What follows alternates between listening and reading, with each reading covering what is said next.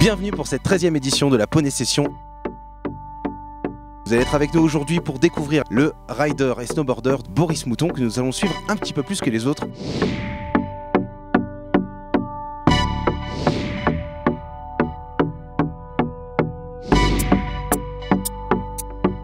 La chance d'avoir aussi mon père qui m'a coaché pendant 5 ans. Quand j'ai pris mon snowboard et que je suis allé rider pour la première fois, et après que j'ai continué à faire ça, c'était juste, j'avais trouvé ma passion quoi. Je me fixe des objectifs en fait, où je me dis bah par exemple là, la Poney Session, voilà, bah aujourd'hui j'ai rempli mon objectif. Je voulais faire front set, back double, bah voilà, mon objectif est rempli.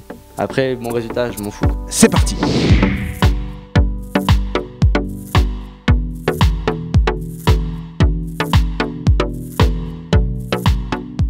Alors là on est avec Thomas et Paul de l'organisation. Comment ça se passe une journée de préparation justement sur la Poney Session? Alors une journée de préparation sur la Poney, c'est d'abord l'installation du village avec nos bénévoles et nos amis. Ensuite on prévient les riders par texto la veille au soir et pour leur donner le timing de l'événement. Du coup il y a combien de bénévoles présents? Là on va dire qu'il y a une vingtaine de bénévoles, d'accord, qui sont répartis sur les plusieurs sites. Donc ici c'est le haut, donc c'est le snowpark, okay, où là on a autour de 12-13 bénévoles qui nous aident voilà, à monter tout le parc, faire toute la logistique. Et ensuite on a le 7-8 bénévoles sur le bas qui s'occupent d'organiser toutes les animations et les soirées. Car ouais, c'est un bel axe de développement de la Poney cette année avec du skate et la breakdance, un petit taureau mécanique pour le thème feria. Le sauce flipbook et la rampe element. Et du coup, voilà, toujours professionnel. Si vous en doutiez encore, nous sommes à la Poney Session.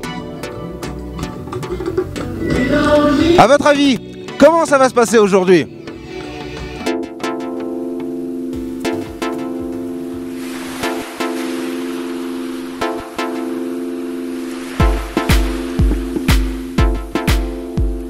On a ridé ce matin là, c'était une jam session donc on ridait pendant 45 minutes.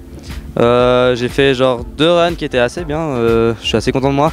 Puis les autres riders ils ont bien ridé aussi. Et après j'ai fait pas mal de runs où j'ai mis un peu plus de style pour montrer aux juges que je savais faire un peu d'autres choses. Et puis là voilà, je pense que je n'ai pas encore eu les résultats mais j'espère que ça le fera pour la finale. Mes disciplines, c'est surtout le big air et le slopestyle en fait. Après là, le slopestyle, il me manque encore pas mal d'entraînement. Là, même là, à la Poney Session, je le vois qu'il me manque de l'entraînement.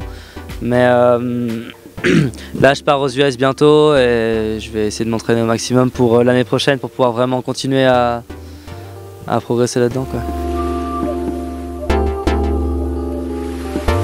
Je faisais beaucoup de skate et du coup, j'ai appris super vite à rider, puis au bout de 2 ans j'ai dit à mon père que je voulais faire que ça quoi. Mon père il a jamais fait de snowboard de sa vie, enfin il avait jamais trop fait de snowboard de sa vie, mais en fait il a un gros passé sportif. Mon père il a fait du golf, il a fait du triathlon et du coup il connaît pas mal le sport, surtout la psychologie en fait du sport, et il m'a appris beaucoup de choses, non seulement la nutrition, comment gérer un peu mon mental, enfin pas mal de choses. Et puis après techniquement quand j'étais jeune il a réussi à vraiment me montrer comment faire, parce que, enfin pas me montrer mais me dire comment faire, parce qu'il regardait plein de vidéos en fait au ralenti de riders qui étaient forts.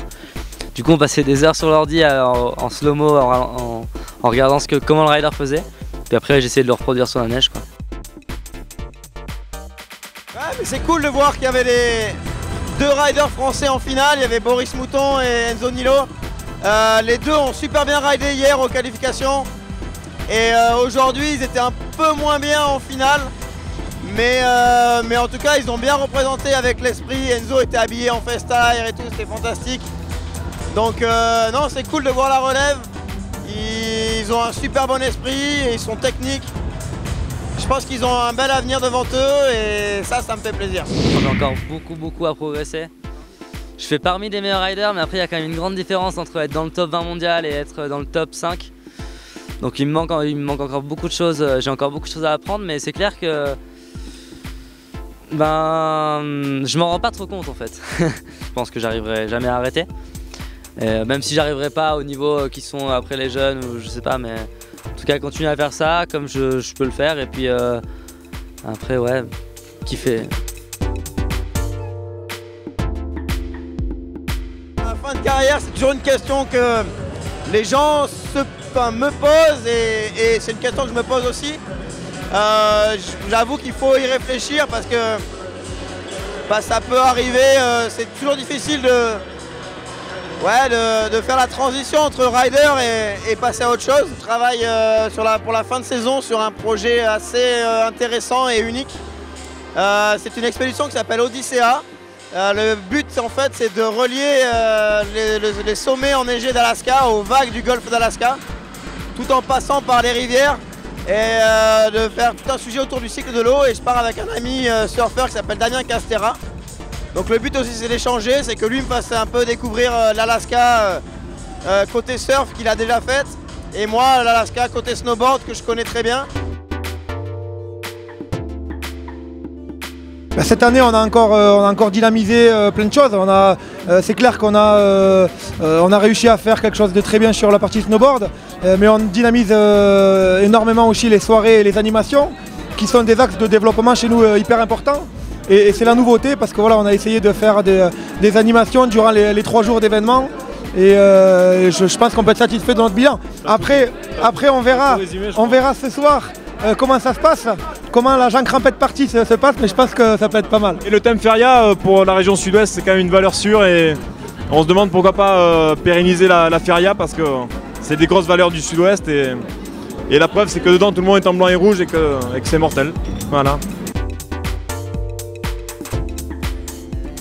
En octobre 2013, c'était à Saas-Fee sur le glacier et j'ai fait un back double 12 en fait. C'est un truc, c'est 3 tours et demi. Et puis je me suis cassé le ligament à ce moment-là. Je suis même pas tombé en fait vraiment. Puis j'ai attendu 10 jours parce que mon genou était pas enflé, j'avais pas de bleu, j'avais rien du tout. Et après j'ai continué à faire du snowboard parce que j'avais 10 ou 20 jours après, j'avais le RN Style, qui est une compétition renommée pour la Chine. Et en fait j'ai appris tout de suite que j'avais mon ligament cassé direct après avoir pris mon snowboard parce que je me sentais vraiment instable et j'ai été faire un IRM. Puis c'était cassé quoi. Parce que tu nous l'as dit tout à l'heure, tu es un acharné de travail. Est-ce qu'à ce moment-là, tu t'es pas dit j'en fais trop? J'ai même pas pensé à ça en fait, vraiment. Pour dire la vérité, c'est juste que en fait, quand ça m'est arrivé, j'étais juste. J'ai surtout beaucoup pleuré parce que, pas par rapport aux compétitions, que j'avais raté les JO et que j'avais raté le Run Style. Les JO, c'était pas vraiment encore sûr, mais normalement, j'aurais peut-être dû rentrer. Mais c'était pas pour ça que j'ai pleuré, c'est surtout j'ai pleuré beaucoup pour ma blessure parce que je savais que j'allais plus faire de snowboard pendant un bon moment quoi. Maintenant j'ai 18 ans et puis aussi il y a eu les JO l'année dernière et je pense que ça a vraiment fait grandir ce sport, mine de rien. Tu veux dire le fait qu'ils aient mis le slopestyle en avant dans les JO? Ouais, le fait qu'ils aient fait ça, je pense qu'il y a beaucoup de gens qui ont aimé à la télé, mine de rien.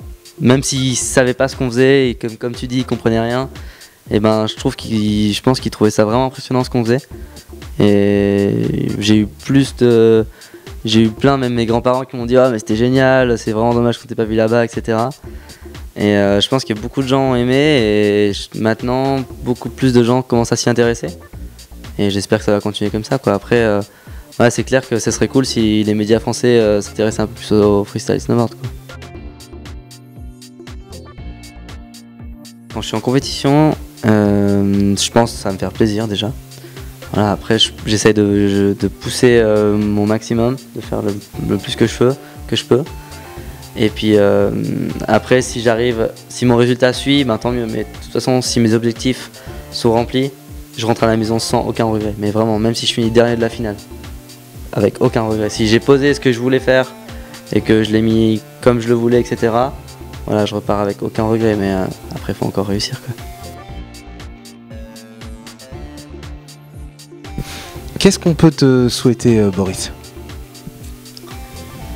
Souhaiter d'être heureux, déjà, d'avoir la santé, et puis après, de continuer à faire ce que j'aime, déjà. Voilà, c'est tout. Merci Boris, j'espère qu'on va te retrouver très vite sur les pistes. En tout cas, nous dès qu'on peut on sera là.